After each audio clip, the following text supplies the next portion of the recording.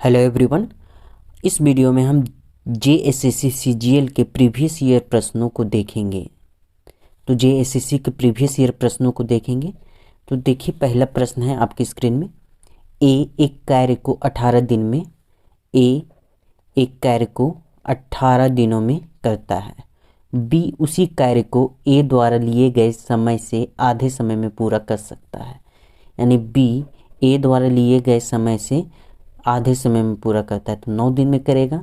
तो साथ साथ काम करते हुए वे उसी कार्य को कितना भाग एक दिन में पूरा कर सकते हैं। तो एक दिन में ये दोनों मिलकर काम करें तो कितना भाग पूरा करेंगे।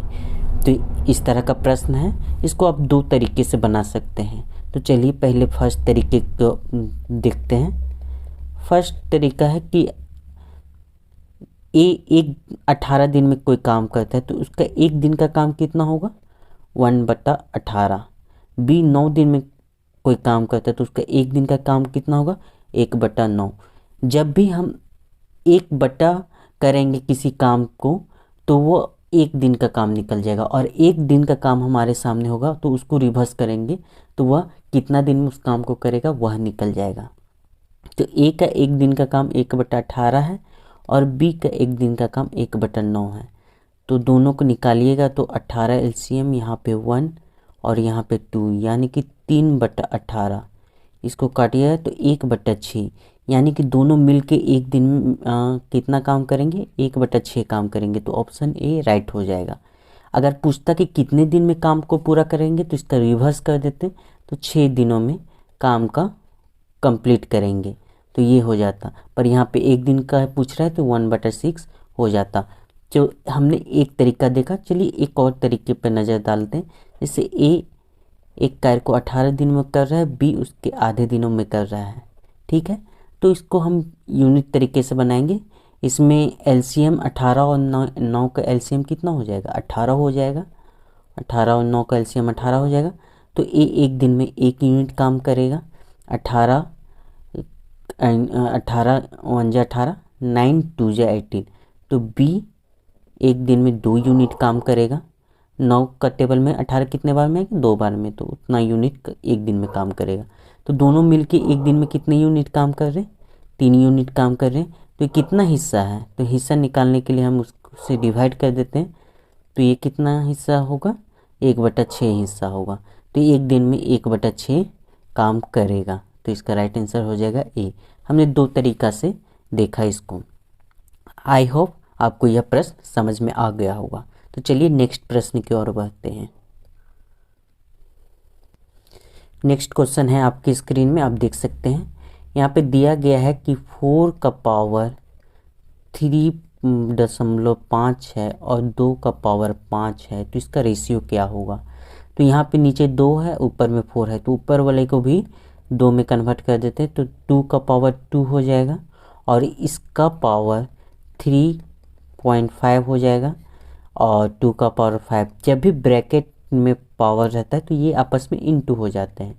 तो 2 का पावर जो 2 है और ये 3.5 है, ये इनटू हो जाएगा, और 2 का पावर 5। तो ये सब चीज़ आप ध्यान में रखेंगे तो ऐसे क्वेश्चन में कभी दिक्कत नहीं होगी।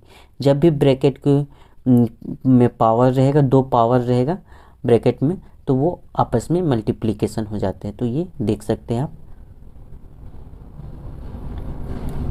तो ये हो जाएगा 2 का पावर 7 ऊपर में और नीचे हो जाएगा 2 का पावर 5। तो यहाँ पे देख सकते हैं 2 का पावर 7 और 2 का पावर 5 हो गया। जब भी डिवाइड में रहेगा पावर तो क्या होगा, पावर माइनस हो जाता है। तो डिवाइड में जब भी रहे तो पावर माइनस हो जाता है। तो 7, तो कितना बचेगा, 2 का पावर 2 और बाय में 1 है, तो 4:1 इसका हो जाएगा। तो इसका राइट आंसर क्या हो जाएगा, बी, 4:1। आई होप आपको यह प्रश्न समझ में आ गया होगा। तो अगले प्रश्न की ओर बढ़ते हैं। अगला प्रश्न आप अपने स्क्रीन में देख पा रहे होंगे। ए एक कार्य का 1/3 भाग, ए एक कार्य का 1/3 भाग को कितने दिनों में कर रहा है, 5 दिनों में कर रहा है। और बी उसी कार्य का 2/5 भाग कितने दिनों में कर रहा है, 10 दिनों में कर रहा है। तो आपको बताना है कि ए और बी दोनों मिलकर कितने दिनों में उस कार्य को करेंगे। तो ए 1/3 भाग कितने दिनों में कर रहा है, 5 दिनों में। तो कितना उस कार्य को करने में इसको कितने दिन लगेगा, 3 × 5 हो जाएगा 15। और बी 2/5 भाग उसको 10 दिन में कर रहा है, तो इसको अगर इंटू कीजिएगा तो 10 × 5/2 हो जाएगा। कितने दिन में काम करेगा, तो 25 दिन में काम करेगा। तो ए 15 दिन में काम करेगा उस कार्य को और बी 25 दिन में करेगा। तो 15 और 25 निकल गया। तो इसका पहले हम लोग क्या करते, दोनों का एलसीएम निकालते। तो एलसीएम कितना हो जाएगा, अगर 2 टर्म दिया गया है तो बड़े टर्म को मल्टीप्लाई करते जाएंगे और देखेंगे कि सेकेंड टर्म उससे कटता है कि नहीं। जैसे आपको बताते हैं 25 है तो 25 के टेबल में 15 के टेबल में 25 आता है नहीं, तो आप इसको डबल मल्टीप्लाई कीजिए, मतलब 2 से मल्टीप्लाई कीजिए, 50 हो जाएगा। 15 के टेबल में 50 आता है नहीं, फिर तीसरा 3 से मल्टीप्लाई कीजिए, 75 हो जाएगा। 15 के टेबल में 75 आता है हाँ, तो ये दोनों का एलसीएम क्या हो जाएगा, 75। तो 15 के टेबल में कितने बार में 75 आता है, तो 5 बार में। तो एक दिन में एक कितना यूनिट काम करेगा, तो 5 यूनिट काम करेगा। और ये जो एलसीएम आता है इतना टोटल यूनिट ऑफ वर्क का होगा, टोटल यूनिट ऑफ कार्य होगा। तो 25 के टेबल में कितने बार में आता है 75, तो 3 बार में आता है। तो 5 यूनिट एक दिन में ए 5 यूनिट काम करेगा और बी 3 यूनिट काम करेगा। तो दोनों मिल के एक दिन में कितने काम करेंगे, तो 8 यूनिट काम करेंगे दोनों मिल के। तो एक दिन में 8 यूनिट काम करेंगे और कितना काम करना है, 75 यूनिट काम करना है। तो इसको डिवाइड कर दीजिएगा, तो डिवाइड कीजिएगा तो आपका आ जाएगा 9 3/8। तो देख लीजिए ऑप्शन में किस ऑप्शन में 9:3 है, तो ये ऑप्शन बी में है। तो इसका राइट आंसर हो जाएगा बी 9:3/8। तो आप नेक्स्ट प्रश्न देख सकते हैं अपने स्क्रीन में। प्रश्न में कह रहा है यदि एक व्यक्ति को 150 रुपये में एक उत्पाद बेचकर 25% का घाटा होता है, तो यानी कि यहाँ पे एसपी है 150 रुपये और सीपी जिस यहाँ पे लॉस हो रहा है 25% का नुकसान हो रहा है, तो सीपी वो 150 से ज़्यादा ही होगा तब जाके उसको लॉस हो रहा है। तो पहला ऑप्शन तो इस तरह से ही नहीं होगा, आप क्वेश्चन पढ़ते ही जान गए कि 150 से ज़्यादा ही आंसर आने वाला है। तो पहला ऑप्शन इसी तरह से एलिमिनेट हो गया। तो देखते हैं बना के 25% का घाटा हुआ तो उत्पाद का लागत मूल्य क्या होगा, कितना था। तो मान लेते हैं कि सीपी हमारा एक्स है, तो एक्स में हमारा कितना 25% का नुकसान हुआ, यानी कि एक्स का जो सीपी का 75% किसके बराबर होगा, तो एसपी के बराबर होगा। तो यहाँ से देख सकते हैं आपका बन जाएगा 150 × 100 डिवाइडेड बाय 75। तो 75 2 बार में कट जाएगा तो कितना आएगा 200। तो आपका ऑप्शन किस में है 200, तो सी ऑप्शन है। तो इसका राइट आंसर क्या हो जाएगा, सी 200। तो अगला प्रश्न है कि यदि एक फुटकर व्यापारी ने 40.6 रुपये में एक वस्तु बेचकर 16% लाभ कमाया था, तो उस वस्तु का लागत मूल्य क्या है जिस पर उसने इसे थोक व्यापारी से खरीदा था। तो यहाँ पे आप देख सकते हैं कि यहाँ पे जो क्रय मूल्य है वह दिया गया है 40.6 और बोला गया है कि इसमें 16% का लाभ हुआ है। और यहाँ विक्रय मूल्य दिया गया है, आपसे क्रय मूल्य यानी कि सीपी पूछ रहा है। तो यहाँ पे लाभ हुआ है, तो यहाँ से साफ पता चलता है कि सीपी छोटा होगा, जहाँ पे प्रॉफिट होता है वहाँ पे सीपी छोटा होगा और एसपी बड़ा होगा, क्योंकि सीपी में प्रॉफिट होता है। तो सीपी में प्रॉफिट होगा तो लाजमी कि सीपी से ज़्यादा होगा।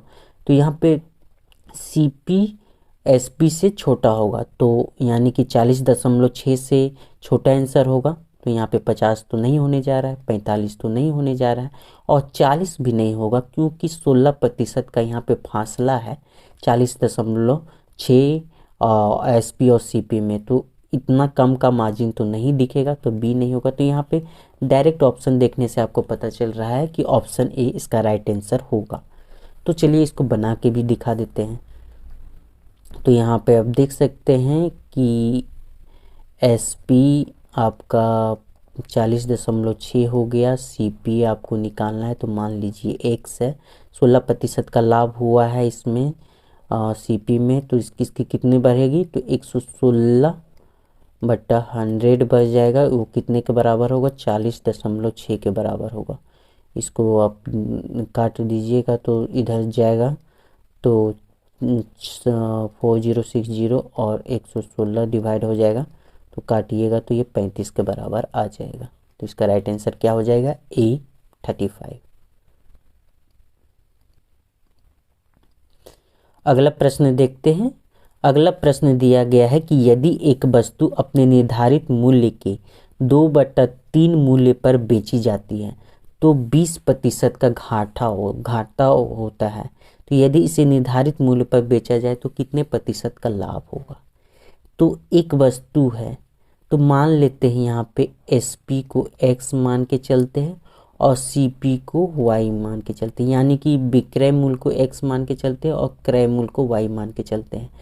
तो विक्रय मूल्य जो कि निर्धारित मूल्य है उसको क्या कर दिया गया है, 2/3 कर दिया गया है। तो क्रय मूल्य में मतलब कितना प्रतिशत का घाटा होता है, 20% का घाटा होता है। तो कभी भी प्रॉफिट और लॉस किस में होता है, तो CP में होता है, यानी कि क्रय मूल्य में होता है।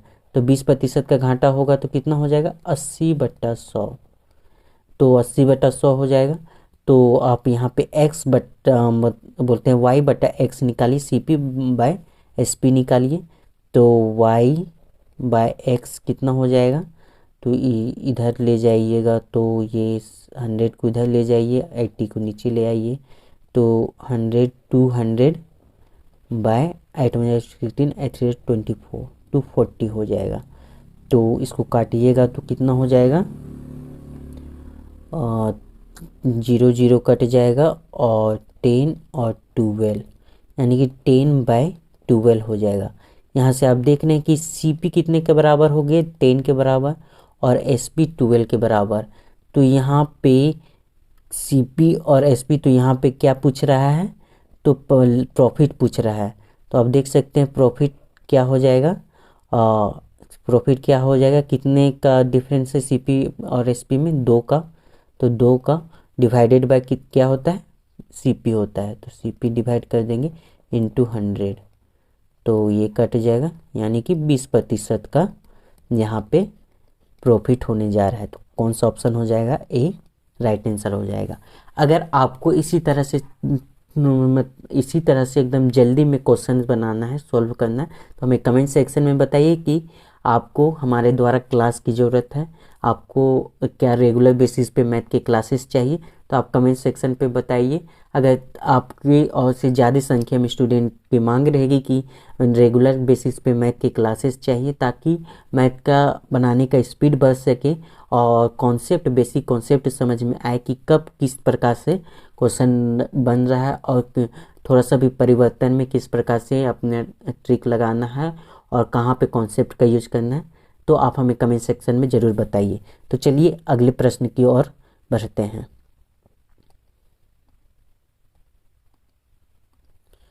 तो देखिए नेक्स्ट प्रश्न आपकी स्क्रीन में है। A का 30%, B का 25% और C का 1/5 भाग है। तो ABC का मान पूछा जा रहा है। तो A का 30% तो कितना हो जाएगा, 30/100। B का 0.25 है और C का 5 है। तो यहाँ पे बाय 100 है, सबसे बड़ा है, तो इसको इंटू कर दीजिए सब में। तो यहाँ पे तो 30A रह जाएगा और इसमें 100 इंटू हो जाएगा तो 25B हो जाएगा और इसमें 100 इंटू हो जाएगा तो 100 5 से कटेगा तो 20C हो जाएगा। अभी भी देख सकते हैं कि 5 से सब कट जाएगा तो 6A हो जाएगा, यहाँ पे 5B हो जाएगा और यहाँ पे 4C हो जाएगा। तो इस तरह से आपका तीनों आ गया। अब आपको यहाँ पे A/B/C पूछ रहा है, तो क्या करना है, सबसे पहले आप A को मूंदिए, A को ढक दीजिए और उसके बाद जो B और C के कोफिशिएंट है उसको इंटू कीजिए। तो 5 × 4 कितना हो जाएगा, 20। तो ये A का रेशियो बनेगा। अब नेक्स्ट में कीजिए, अब B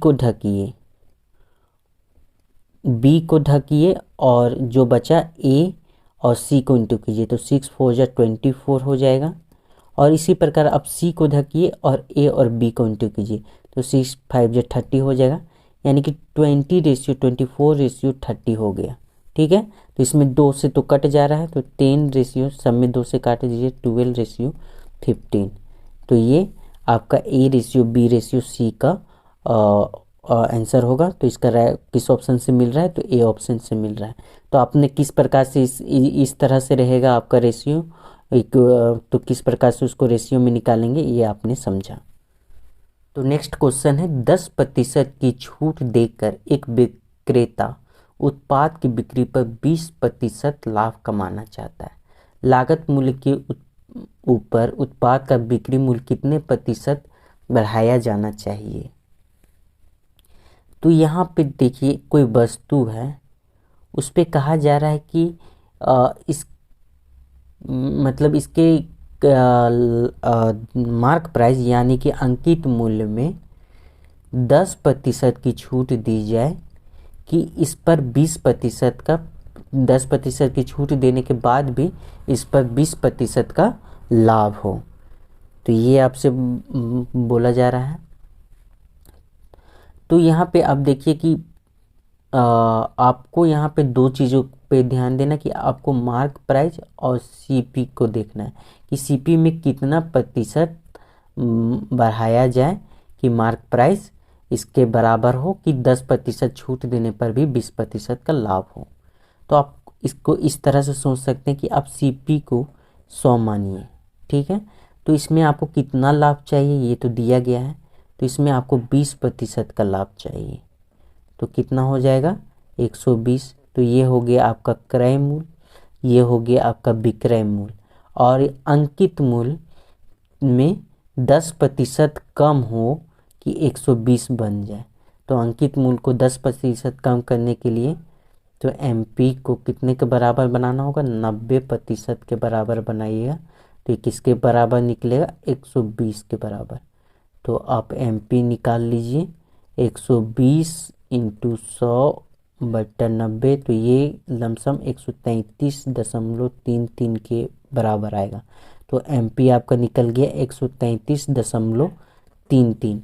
तो अब देखिए कि 100 में कितने प्रतिशत बढ़ाइएगा तो ये इतना हो जाएगा, तो ये 33.33 बढ़ाना होगा। तो किसका कितना कौन सा राइट आंसर हो जाएगा, तो बी इसका राइट आंसर हो जाएगा। अगर आप ऐसे नहीं सोच पा रहे तो एक तरीका आपको और बताते हैं। तो यहाँ पे बोला जा रहा है आपको मार्क प्राइस और सीपी की ही बात हो रही है कि सीपी अगर आपको मार्क प्राइस आपको पता चल जाए तो आप ये क्वेश्चन को बता देंगे कि कितना प्रतिशत सीपी में बढ़ाया गया। तो मान लीजिए सीपी एक्स है और मार्क प्राइस आपका वाई है, और यही इसी दोनों में खेल हो रहा है। तो 10% छूट देकर एक विक्रेता उत्पाद की बिक्री करता है। तो छूट किस में दिया जाता है, हमेशा मार्क प्राइस में दिया जाता है। तो मार्क प्राइस का कितने 10% छूट, तो यानी कि इसका 90/100 हो जाएगा। और प्रॉफिट हमेशा किस में होता है, तो सीपी में होता है। तो प्रॉफिट कितना का हो रहा है 20% का, तो 120/100 हो जाएगा। तो बाय 100 को कट जाएगा। तो यहाँ पे निकाल लीजिए x/y, कितना हो जाएगा x/y 90/120। तो यहाँ पे देखिएगा तो आपको दिखेगा 3/4, यानी कि सीपी आपका 3 हो गया और अंकित मूल्य 4 हो गया। तो कितना बढ़ रहा है, इसमें एक का अंतर है तो एक बढ़ रहा है कि इसमें सीपी में 3 में इंटू 100, तो कितना प्रतिशत हो जाएगा 33.33। इस तरह से भी आप सोच के इसको बना सकते हैं। तो आई थिंक आपको दो तरीका बताया गया, दोनों में आपको समझ में आ गया होगा। तो नेक्स्ट प्रश्न आप देख सकते हैं आपकी स्क्रीन में, 7 के प्रथम 20 गुणकों का औसत बताइए। मल्टीपल्स का 20 मल्टीपल्स का एवरेज बताना है। तो क्या हो जाएगा 7, 14, 21 इसी तरह के 20 टर्म तक, यानी कि n इक्वल टू कितना है 20वां टर्म तक का जोड़ को उसके बाद 20 से इसको डिवाइड कर देना है। तो इसको निकालने के लिए सबसे पहले आपको 20 टर्म तक के सम निकालना आना होगा। तो इसके लिए आंसर फॉर्मूला होता है एस के लिए n/2 डिवाइड इंटू ब्रैकेट में होता है 2a प्लस n-1d। तो यहाँ पे क्या क्या मतलब है, n हो गया नंबर ऑफ टर्म जो कि यहाँ पे दिया गया है 20, a हो गया फर्स्ट टर्म जो कि यहाँ पे 7 हो जाएगा, और d हो गया डिफरेंस, दो टर्म के बीच डिफरेंस। तो ये एस पी का फॉर्मूला बन रहा है। तो दो टर्म के बीच डिफरेंस कितना है, 7 का है। तो सब में 7 का डिफरेंस है क्योंकि 7 का मल्टीपल का यहाँ पे बात हुआ है और एवरेज की बात हो रही है।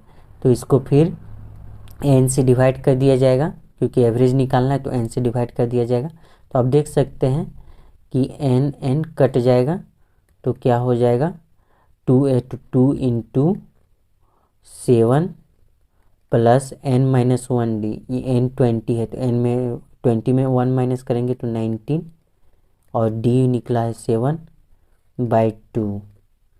तो आप देख सकते हो ऊपर को किया जाएगा तो 147 आएगा बाई 2, और 147 तो 73.5 हो जाएगा। तो इसका राइट आंसर क्या हो जाएगा, सी 73.5। तो आपको यह फॉर्मूला एसएन का सम मतलब कोई भी टर्म एपी में रहे तो सम का फॉर्मूला क्या होता है ये आपको पता होना चाहिए। तो ये क्वेश्चन में कोई दम नहीं था, आसानी से आप इसको सॉल्व कर सकते थे। तो अगले प्रश्न की ओर देखते हैं। अगला प्रश्न कि यदि 672 रुपये को 5.3 के अनुपात में विभाजित किया जाता है तो बड़ा भाग क्या होगा। तो यहाँ पे बड़ा भाग पूछा जा रहा है तो बड़ा भाग तो 5 का ही होगा।